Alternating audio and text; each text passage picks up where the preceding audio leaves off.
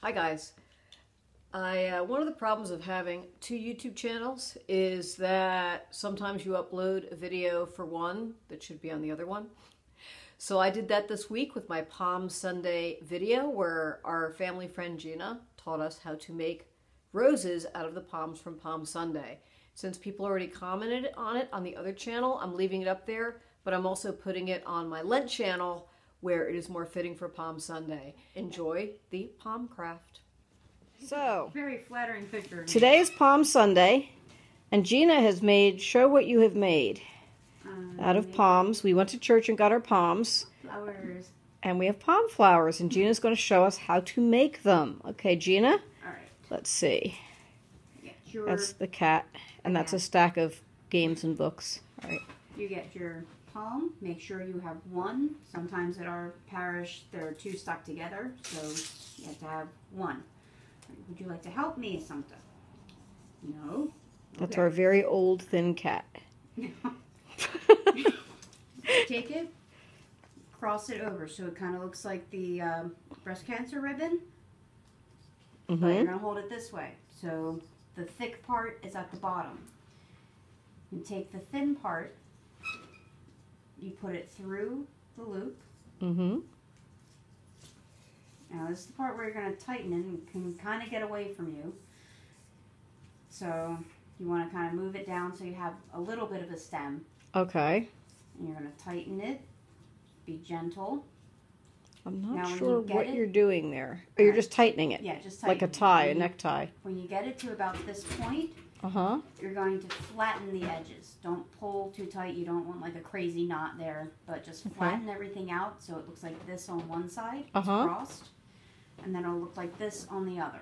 Okay. All right, so this would be your base. Going forward, anytime we see this trapezoid shape, that's where we're going to put the skinny part. We're going to pull it through. And we're going to keep making this shape.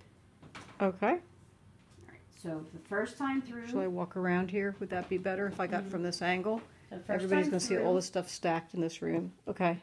You're going to go straight up this plane here. Just whoop, pull it through.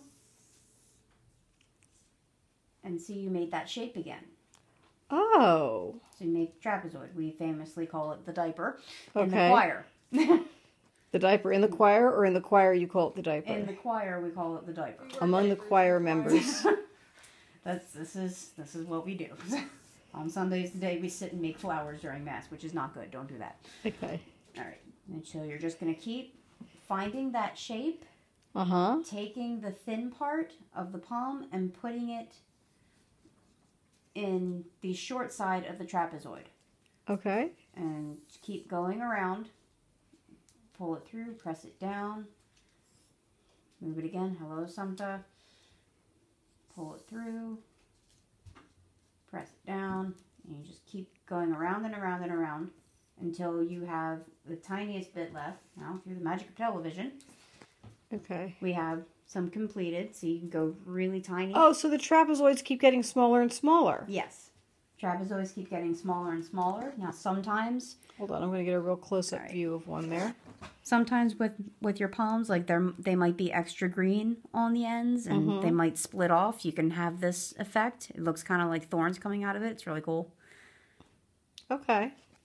But ultimately, you end up with a whole bunch of these. Can you keep making that one so we can see how that builds up? Yeah, you can keep doing that.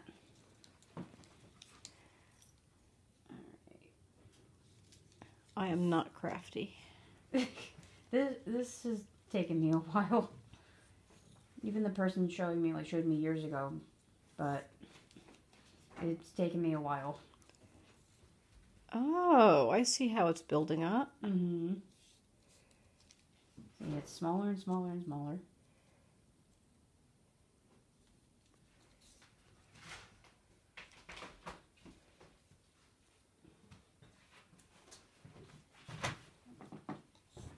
Now, if you have crosses in your house, like these are nice to put behind crosses to have up all year. I have so many in my house. I usually wind up bringing them to the cemetery. All the new ones that I make for my deceased relatives, I lay them there. I bring them to work sometimes, and I'll give them to people in work. So then they can have a little palm with them. Wow, look at that. It just gets tinier and tinier and tinier. All right, so I'm going to work on one myself, and we'll see. It will not look as nice as that, though. All right, and then it's got a big thing sticking out. Would you just keep doing it then, or would you snip that off? You can either keep doing it, or you can leave it be. I usually like to leave it be and just have it stick out, kind of like a little leaf. Okay. If you will. But you can keep going and going and going until it's like a nub or nothing there. But if you want to cut it off, you can. It's not going to unravel or anything. That is really amazing. So let me see the other ones you have down here. All right. Now, can you take another palm and just do that first section again to sort of review it? All right. See, it doesn't always come out perfect every time. All right. Try again. All right. There we go. So you have like pretzel. Okay. Now I'm just moving it so I have a smaller base. Okay. So you're making the stem smaller. Yeah, because you don't. Sometimes when you make the knot, your knot's like up here and you have too much stem. So press it down, flatten it out, and then that's your first trapezoid. Mm-hmm. I see. That side. Oh, that's the side, and you turn it over. Because this side is just crossed. You can't do that. Stop eating the palm. This is blessed. So okay. You have to turn it over. Okay. So you need that side. Okay.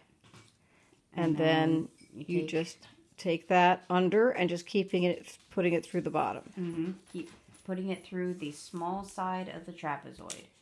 And now you have a new trapezoid, and you do the same thing to that one. Yep, and it keeps going Gotcha. around. Thank you, Gina. You're welcome. Happy Palm Sunday. Hello, kitty.